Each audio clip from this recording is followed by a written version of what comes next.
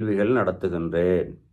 அந்த யாகத்தில் துலாம் ராசி சகோதர சகோதரிகள் கலந்து கொள்ளலாம். அப்போ யாகத்தில் கலந்து கொள்ள முடியாத நபர்கள் அலுவலகத்துக்கு வந்து நேரடியாக அந்த இலவச ஆகர்ஷணங்களை பெற்றுக்கொள்ளலாம். பல இன்னல்களை சந்தித்து கொண்டிருக்கிற உங்களுக்கு இப்போது பொன்னான காலம் என்று சொல்லலாம். அதற்கு தனித்தனியாக பதிவுகள் விடுவேன். அந்த கிரக பயிற்சியின் பலன்களை நிச்சயமாக உங்களுக்கு அந்த கிரகங்கள் என்ன செய்ய போகிறது அப்படிங்கிறத தனியான ஒரு பதிவை இடுவேன். அதை நீங்கள் பார்த்து தெரிந்து கொள்ளுங்கள்.